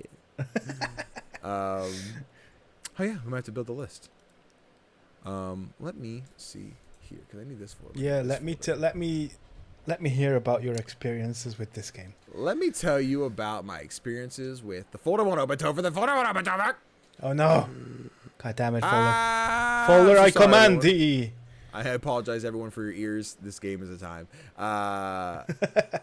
So this is actually no. I guess if I take that out, they won't hear it. Never mind. You hear nothing. You guys are fine. Because we have Tofr talking a separate thing. So last night on stream, as recording, we finally got to play Peak, which is the new game from Landfall and Aggro Crab, who did Haste, Cluster Trucks, and then Aggro Crab did another Crab's Treasure. Essentially, Peak is imagine R.E.P.O. Company. Jesus. Imagine R.E.P.O. meets Chained Together, right? It's a proximity chat, goofy mountain climbing roguelike where you and up to 3 friends, so 4 players, are trying to climb to the top of this mountain. that I don't know the sequence and how often it changes, but it will like procedurally generate and rechange the map every so often. I think it's over a course of days. But it was myself, my buddy Nerdstorm invited us, my buddy Chris, and my buddy Connor. We all played last night for 3 hours. This game's so goofy and fun. It's really cool. I'm waiting to see the moment we see the map change. I want to see what that reset feels like for us. We got to the second area, never got further. But it is essentially you're in a plane, you crash land on this beach. There's a few items. There's like a field guide on how to play. There's a plush named, I think it's Bing Bong, is like the character. It does nothing. It's just a physical thing you can carry around. But like you can customize your character faces. There's a holding out your hand so you can help pull somebody up off to a mountain.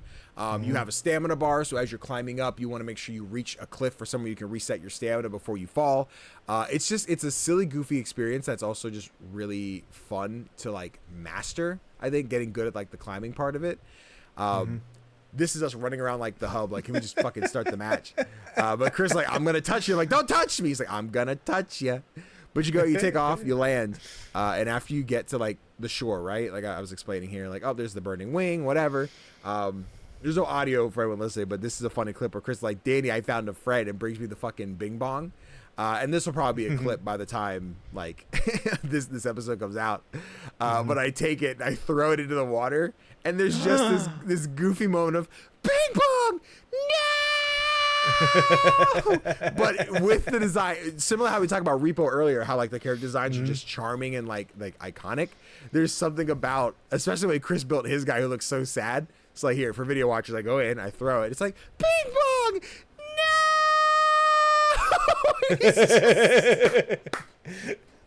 sitting there screaming like, dog, he's right here, relax. And then like but anyway, that's the goofy silly part of it. Let me find the other footage that I need here, because I have the other game pulled up here as well. I need this. There we go. But yeah, so like stamina bar, there's all these different like things that'll happen in terms of like your stamina bar depleting, because it's the more you sprint. No. So there's a rope you can get to help your friends climb up, but there's weight to the rope. I didn't know that, so it pulled me forward, so I fell and died. I had Bing Bong with me. I died, but there was my guy. No. But like if you're running and sprinting and climbing, you're gaining hunger, so you need to eat food along the way so you can keep your stamina full. The more items you carry, you have weight capacity. Some of the items, they'll poison you, which decreases the amount of stamina you have. Energy drinks will give you like a quick burst of speed, but then you get sleepy, you crash after, so that takes up a part of your bar that'll occasionally just deplete. So there's all these different things that you can see barely because behind my face cam, but like this is Connor's health. He's just missing a little bit because he's just a little bit hungry. If he eats an apple, he'll be fine. But yeah, you can see here Chris is like reaching out, and if Connor wants, he can like take his hand and help pull him up, so you can help each other climb up ledges. I said this could be a fun stream of like we all load in the same world and just see 4 of us try and see who can get the highest, or like a race to the top. So far, it seems like a fairly peaceful game. There's not a lot of hazards in terms of enemies. There was one guy. We only saw him the one time. He's a big, tall, green, skinny, bug-looking dude who just showed up and said, "What are you doing on my mountain?" And he grabbed Connor and just chucked him off the map. I have to have footage. Right? Where is it? I was dead, so it's got to be here somewhere.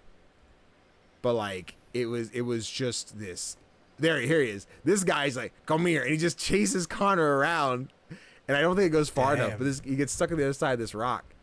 And eventually just like, I don't have him throwing him. Shit. But yeah, this guy's, I don't know. Anyway, Peak's really fun. It's goofy and silly. I think it's a fun like co-op game if you want to play with buddies. Again, another one of those. We had Lethal Company, and this one's not about collecting things and selling them and making money. When I make the comparison of things like Lethal Company and R.E.P.O, it is the proximity chat, the goofy experiences. But even proximity chat, like it's not one that like, oh no, is our friend dead because I can't hear from across the map? Like the valley echoes.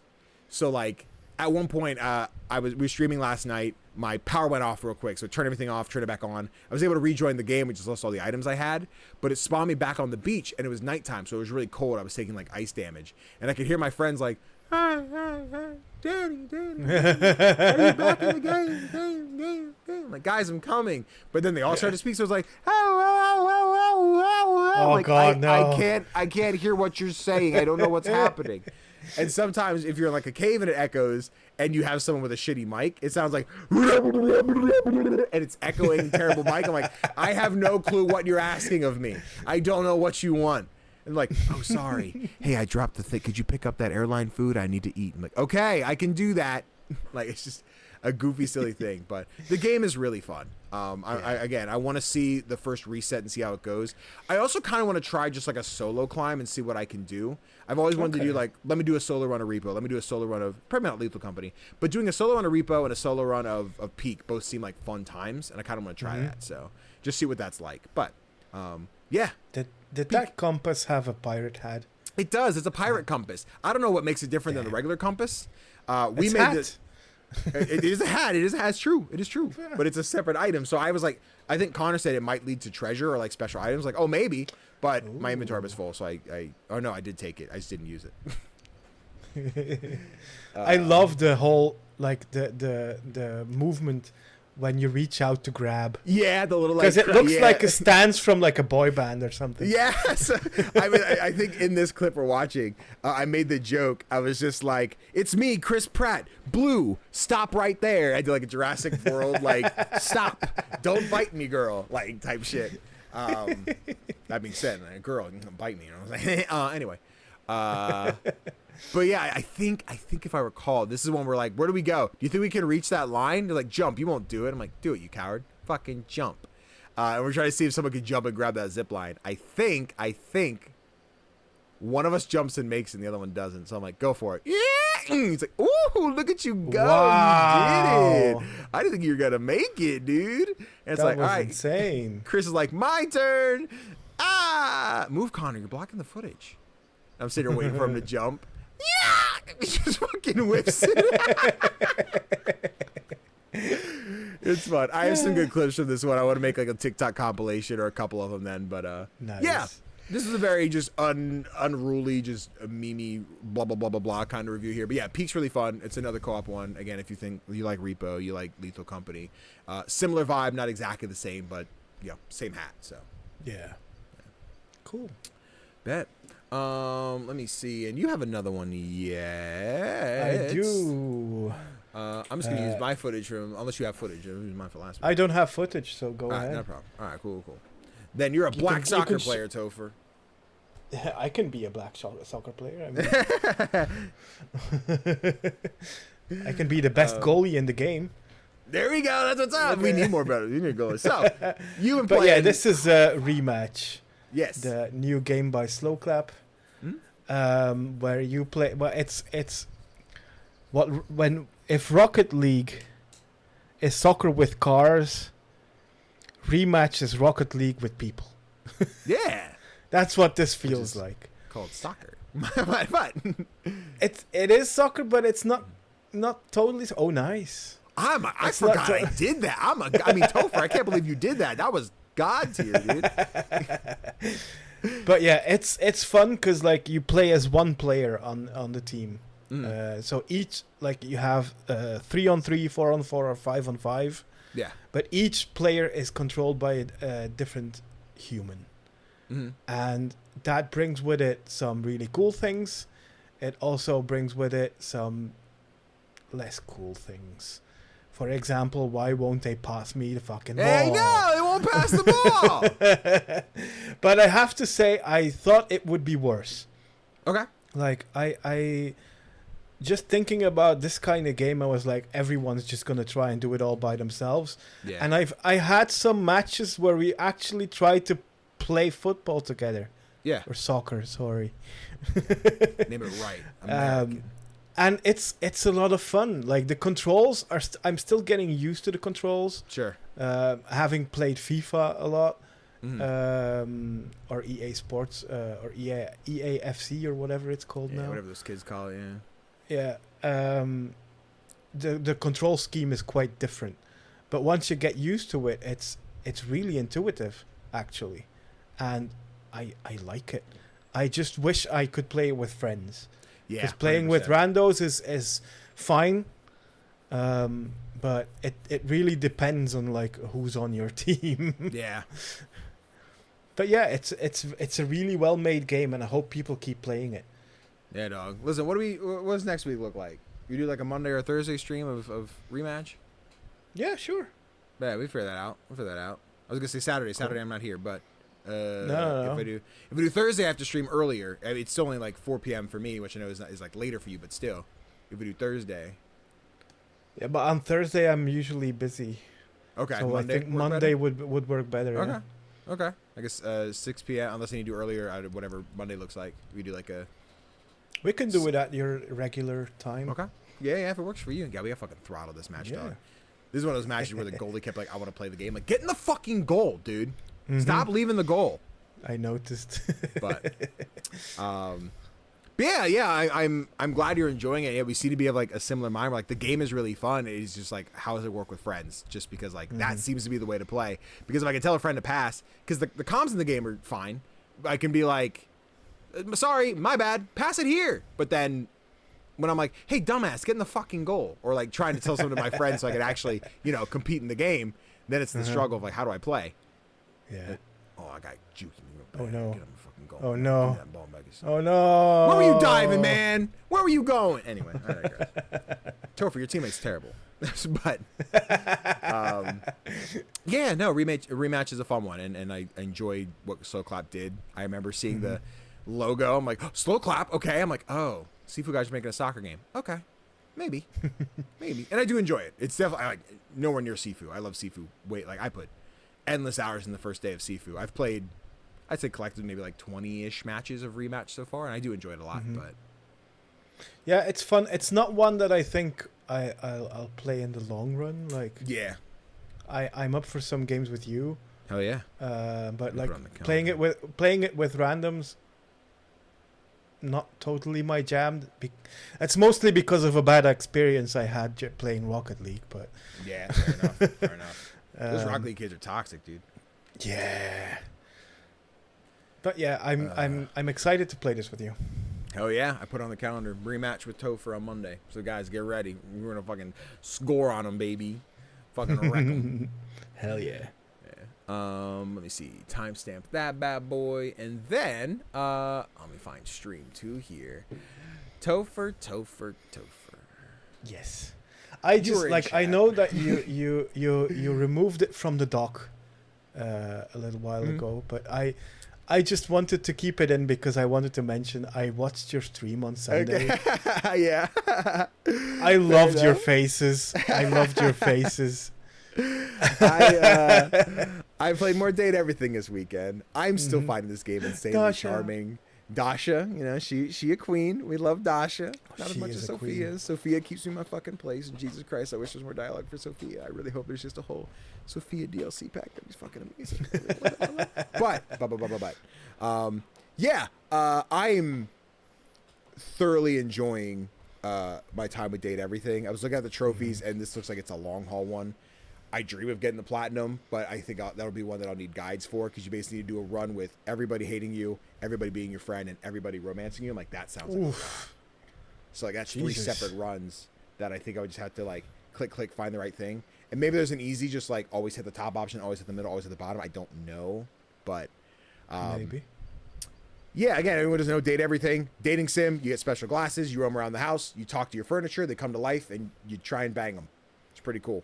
What happened last time we streamed is I kind of finished a bunch of storylines. Like I got Sophia basically to the end. I'd finished Betty. This stream formally finished Sophia's storyline. I finished Harper and Dirk. But like every single one of these encounters was fun, not just as like me playing, but with chat, where it was all right, guys, what do we do here? And I think the one of the biggest examples was Harper and Dirk, where the way mine ended is they ended their toxic relationship. It's Laura Bailey and Johnny Young Bosch like screaming at each other like, listen, I've seen you happy. You got with me and you've never been as happy as you were with your ex, and I don't think I can give that to you no matter what. I'm like, oh, they're growing. But then like Harper is just like, I'm gonna miss you, Dirky.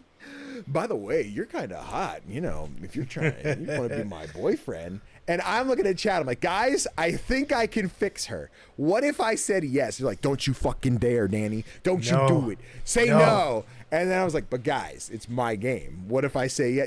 I was like, chat, never again in your existences will I give you the chance to let me say no to Laura Bailey. But fine. So I ended up being friends with Harper. And she gets like a back tattoo that's just like friends. I'm like, guys, what if we made that boyfriends and girlfriends? Like, no. I'm like, fine, whatever. But then we got to meet Dasha, who is the desk, who is basically like training you on how to go on people, like how to take people on dates. Her and I are in a relationship now. I think right now my relationships are Betty, Dasha, and Sophia are the ones I'm dating. I finished their storylines. Once you finish the storyline, there's like a single line of dialogue that you can go back and like, oh, this happened, but you don't get any increase the stats and stuff. But then I guess that would have been this year. I thought I did it before. I finished the storyline with Betty as well. Took her on a date downstairs. We watched a horror movie. And she's like, you want to go upstairs? You want to go up to bed? Like, I don't want to go to sleep. I'm like, oh, we're not sleeping, baby. So I was fucking the bed, Tofr. God, she's so fine. She is fine. But yeah, we picked up a couple others. Like we went back and talked to Beverly some more, the drink cart. Fucking Miranda was like, I don't want to date you. I'm like, please? She's like, no. You didn't even know the name of her band. I didn't. I don't recall her saying. I don't recall her saying the name of the band. And there were only two options, so it had to be one of them. I felt like I was set up for failure. I feel like neither was the right answer. I feel like no matter which one I picked, they were just like, that's not my band. Mm-hmm. Like, I don't know. Anyway, whatever. Fucking, she's so fine, but I guess she's my friend. Let me see. But yeah, I finished Sophia's storyline. We did all of our sexy role plays, and now we're together, and I'm very happy with that. And this is just a reflection of what I need in life. So, we'll take that. We'll be excited about that. Got to do more with Doug.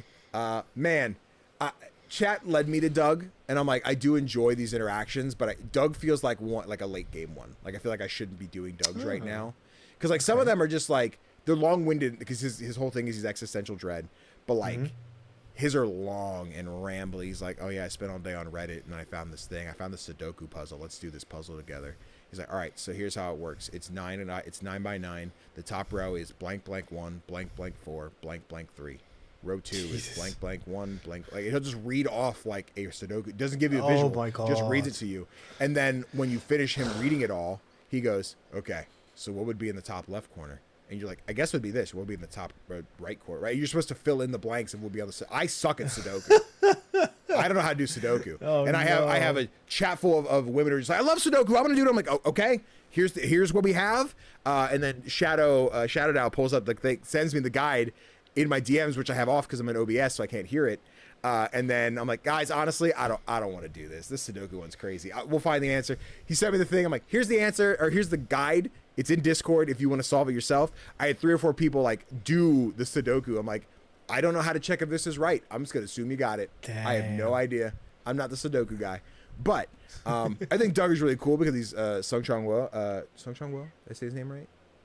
ProZD on social media, his voice actor. I really enjoy him. He played Flack in Borderlands 3. It was like the role I know him the most for, outside of just his like social media content. But I do like Doug. I just think like when you go in some of them, like you need 30 in smarts. I'm like, I don't have that. Maybe I need to date everybody else and get those stats up and then come back here so I can do it the easy way. But yeah, TBD. I still enjoy the interactions. I feel like I'm not equipped to handle them properly. They're very dry and awkward in like a fun way, but in a tiring way. But yeah, I'm still enjoying Date Everything. It's still a really good time. I'm glad you are. Yeah. It was more fun watching you play it than playing it myself. I like melting in my chair when Sophia calls me a wretch. And she sure does that. She sure does that. Sophia, say it again. Even when she's like, what was it, Santa? Santa, yeah. Oh my God, that's right. You wrap that up. Do it. Yes, shove it in there. I'm like, Sophia, please. Sophia, please. I can't do this. Stuff that turkey. Oh God, the chef. Listen, I sent a text. I was like, chef and chef roleplay ?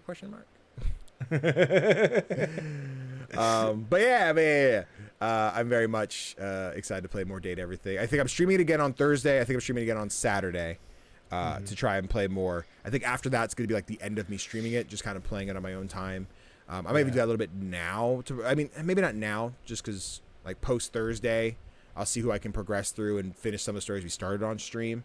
But I feel like I want to just kind of go through and just play it at a pace so I can keep going instead of like every 3-4 days in between. But yeah, of course. Yeah, I'm having a good time. Would recommend more Date Everything. All right. Cool. Timestamp. Now, this is the part of the show we do the indie releases for this week, but it looks like literally nothing's coming out. There are no games. They stopped making games this week. Yeah. That's it. It's weird. July's fairly dry at the beginning. We had a July 1st release, which was Blood Rush something. I don't have it in front of me. But that came out on the 1st, and then we have nothing till the 10th. So our July 3rd through the 9th is just kind of empty. There's not really anything to talk about. Yeah. So no games to play, dorks. So instead, we'll hop into our indie highlight, where we're going to talk about an indie that's underrated or an upcoming one you should be keeping on your radar. And one that I got to play last year that I thought was really cool. It is called Lock, L-O-K. It's actually called Lock Digital on Steam. But the way this game works, it is a word puzzle game that, from what I understand, originally was like a written like notebook thing, which I'm like, oh, that's not a game I could play, because it's like Sudoku. As soon as I fill it out, I'm like, oh, well, I fucked up my whole thing. I have to like erase this now. But the way Lock works is you have to spell the word out on the board, which will give you new attributes. You get inks, you can fill in blank spots. Some let you expand the colors or not the colors, but like the letters that you have, so you can make a portal and come this way and spell the word. But the whole thing is basically just like a funny, crazy, over the top crossword puzzle. Where it's like, okay, I need to spell L-O-K. That gives me the black. Boom, I filled the map. Once it's all black, I've completed the level. But like if you cover letters and they're completed, those don't count as like moving tiles anymore. So it's really hard to explain for audio listeners. I apologize. But if it's like L-O-L-O-K, right? Like straight down. If I use that L-O in the middle, I could do L-O, skip the two I've used, K, and that spells lock again, which gives me another spot, right? So it's a lot of those, figuring out how the words work. And then there's additional words. There's talk. There's God, it's been a minute since I played. I forget what else to do. But each word does something different to change the way you use the board. So it's really dope. I fell in love with it at first. I wanted to start making it my on-the-go game, but the chapter I got to gives you the freedom to type your own letter, which on Steam Deck, I didn't really have the freedom to do that. So I couldn't do the, oh, cool, I can make whatever letter I want. Oh, but I can't do it on the go, so it kind of got away from me. But I thought about it today, really, and I think it says in the trailer there's like daily puzzles that get updated, so there's always something new to try once you beat like the story mode. But yeah, nice. Lock Digital, L-O-K. Please check it out. It's on Steam. It's a really cool game. Very cool. Yeah, very cool indeed. And with that, hey, timestamp. That's the end of our episode, babies.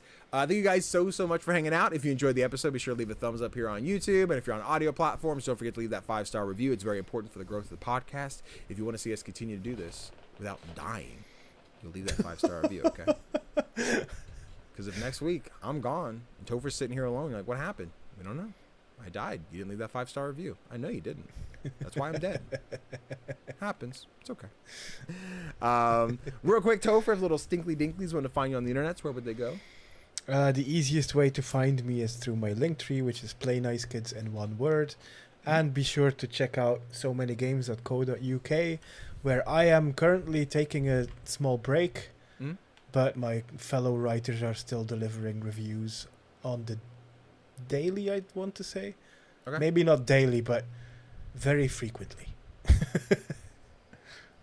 Fuck yeah. I almost went too many games. Like, nope, so many games. No small games? Wait a second. I told you, there's too many game friends. Yeah. It's too much. Yeah. I'm tired. But yes, of course, if you're watching this on the day it comes out, don't forget we'll be streaming Date Everything here in a couple hours at 4 p.m. Eastern on twitch.tv/CGDannyB. And then shortly after that, I'll be live on Crit Hit Chronicles, Tales of the Valiant tonight, more giant cowman swinging hammer. It's going to be fun and great. Having a blast playing with these guys. You want to see some TTRPG stuff. And don't forget to go play American Arcadia. I'm going to download that today. Probably not play it tonight because I want to play Clair. But I'm going to play American Arcadia soon. I'm going to take it with me on the cabin trip. Nice. All right. Guys, thank you so much for watching. Have a great rest of your week. And we'll see you guys next time. Mwah.